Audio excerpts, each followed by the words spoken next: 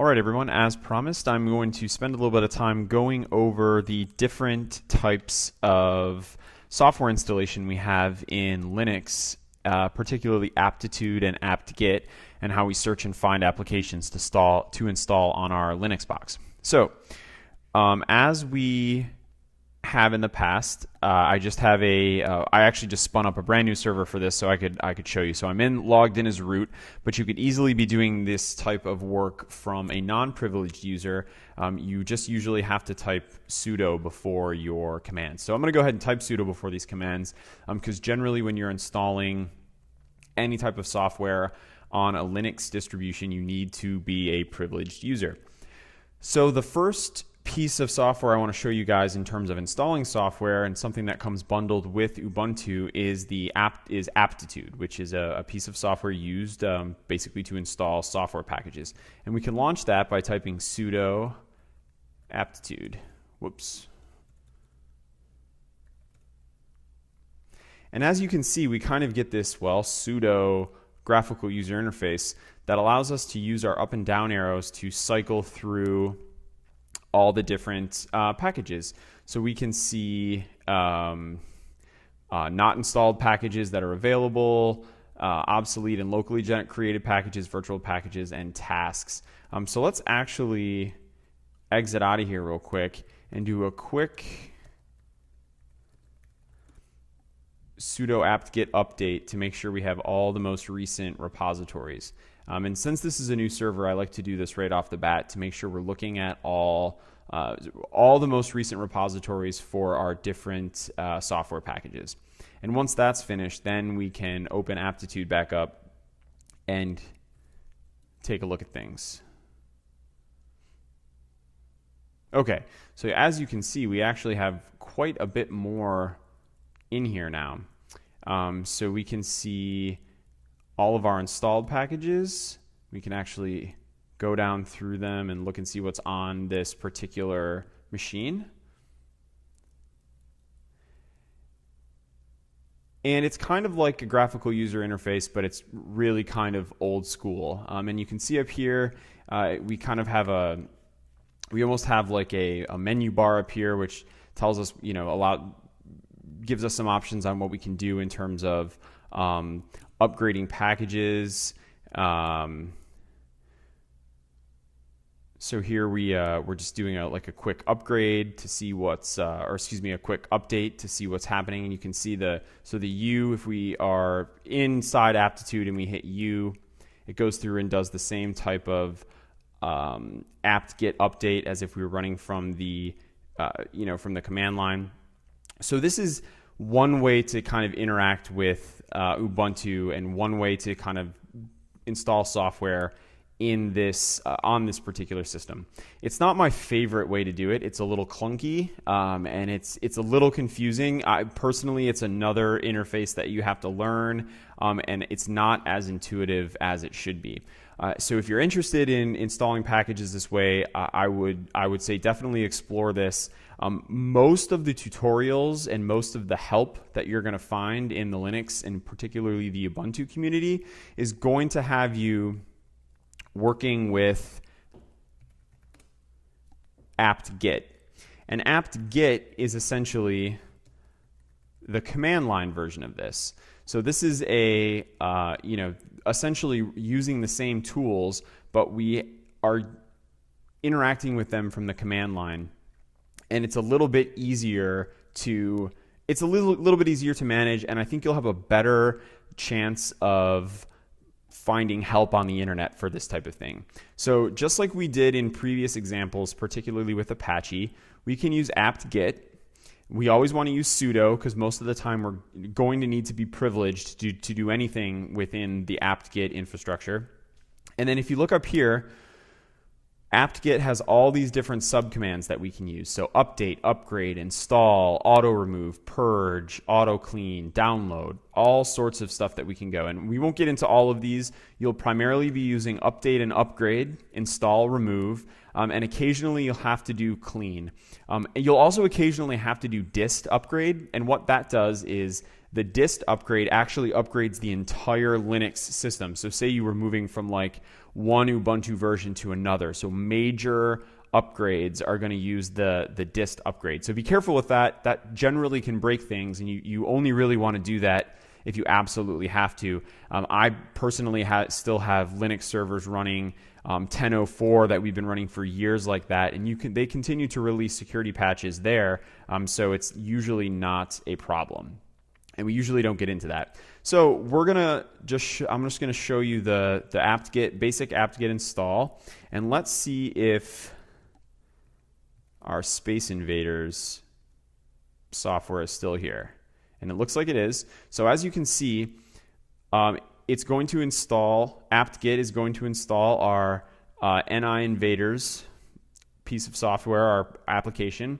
There are no other dependencies. So if you recall the first lecture, I was talking about apt-get managing dependencies for other applications. So if this Space Invaders game had needed like Python and a couple of other pieces of software to run properly, apt-get would install those for me, and it would also keep track of it.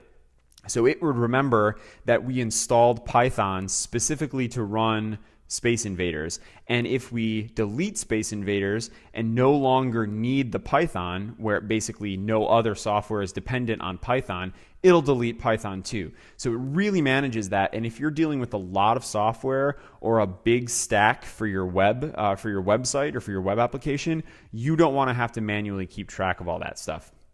So now, after we install that, we should be able to play our game here. And as you can see, we can now play Space Invaders. So we'll use our, oh man, I just got killed. So we'll use our arrow keys, and look at this. I mean, this is as good as Xbox 360 or PlayStation 3 as it gets, and it's all for free.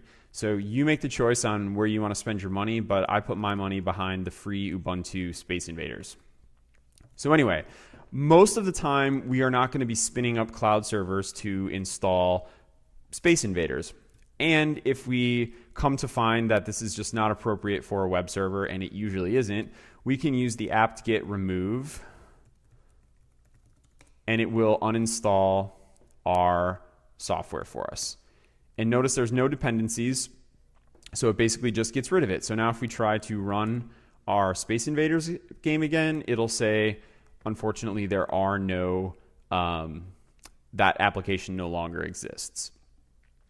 So we've got apt-get update, apt-get install, and apt-get remove. And all of those things, generally, those are going to be the primary commands that we're going to be using for apt-get. You'll also sometimes use apt-get upgrade. And this will go through and make sure all of your installed programs are up to date. I'm not going to run that right now because I happen to know it will run for quite a while on this particular install of Ubuntu. But generally, when you first fire up a new server, and we covered this in the very first lecture when we worked on our Apache server, is you want to do an apt-get update, which updates all the pointers to the repositories. And then after this, you want to do an apt-get upgrade. And it's important to know the distinction between apt-get update and apt-get upgrade. Update just updates the pointers. Upgrade actually installs updates to software. So those are very, very different things, and you want to make sure that you know exactly what you're getting into. And like I said, I'm not going to run the upgrade right now because I know how long that's going to take. So apt-get is great if you know the name of the package you want to install. So I just happen to know that if I want to play Space Invaders on my Linux server, I know how to install that piece of software. It's just in my brain. Probably not the best use of whatever part of my brain storage I'm using for that, but whatever, it's in there. I also know that if I type sudo apt-get install Apache 2, then I'm going to get all the Apache 2 server libraries I need. I know that because I've probably installed that a bajillion times. Now, there are lots of pieces of software out there that I have no idea what they're called. I might know what they are, but I don't know exactly how Ubuntu has them registered in the repositories. So that's where apt cache comes in. And apt cache basically tells us, or it allows us to search what kind of the cache we have on our local machine, which basically points to all these different repositories. We can actually search them for particular pieces of software. So say I wanted to find all the different Space Invaders applications for this server. I could do sudo apt cache search, and then let's just go invaders and see what comes up. Okay, so funny enough, there are actually more than one there's more than one Space Invaders software. So we've got, let's see, we've got Grub Invaders, so multi-boot compliant kernel game. Okay, that sounds like fun. NI Invaders, which we already played, a Space Invaders-like game using ncurses. Open Invaders, another Space Invaders clone, and Open Invaders Data, the data package. Snowballs, fun RTS game featuring snowball fights with penguins. That could be fun. Let's maybe play around with that. 3D Space Invaders for X. Now, this is kind of a rat hole here, but anytime you see whatever for X or Space Invaders for X, that's usually the X windowing system. And I'm sure that has a ton of dependencies. Like essentially what it'll end up installing if you try to install that is basically an entire graphical interface it'll put on top of that. Typically, we don't want to build that stuff into our servers. So we want to avoid things like that. And also generally, you're not going to be installing games on your server, but this is just an example. So if we want to learn more, so say we found all the different Space Invaders we want, and we want to learn a little bit more about these before we pick one. So if I want to learn more about snowballs, I can do sudo apt cache show, and then the name of the repository, or excuse me, the name of the package. So apt cache show snowballs. And let's see, we can scroll up here. And we'll see where it starts. So it starts right here with package snowballs, priority extra. It tells us how big it is when we install it, who maintains it. Give us architecture. So will this work on our particular piece of software, our particular server? Dependencies, these are important. So if we were to actually install this piece of software would also install Python, Python Pygame, Python OpenGL, Python NumPy, Python Imaging. So clearly this Snowballs game is written in Python because it needs all of that stuff to work. And then there's also a full description here. I'm not going to read that out loud, but you can read more about it and go to a homepage for more information. So lots of good stuff there.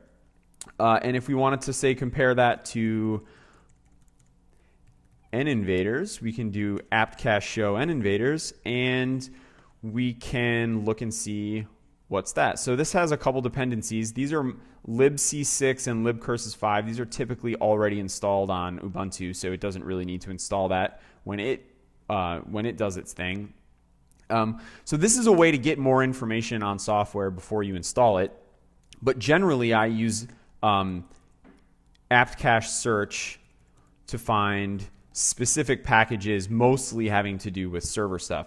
So if we do an apt cache search Apache, it's going to pull up every single Apache library there is available and every single Apache plugin there is available. If we were to type like apt search PHP5, this is going to return all the different PHP libraries that we have. So all the particular things we need to run PHP. And in here, you'll also be able to find like exactly just PHP, just PHP5 alone. In fact, some of these have like a meta package. So if we were to type like apt, let's see here. If we were to go sudo apt get install PHP5. There we go. It knows what we're talking about, and it's generally going to go install all of the PHP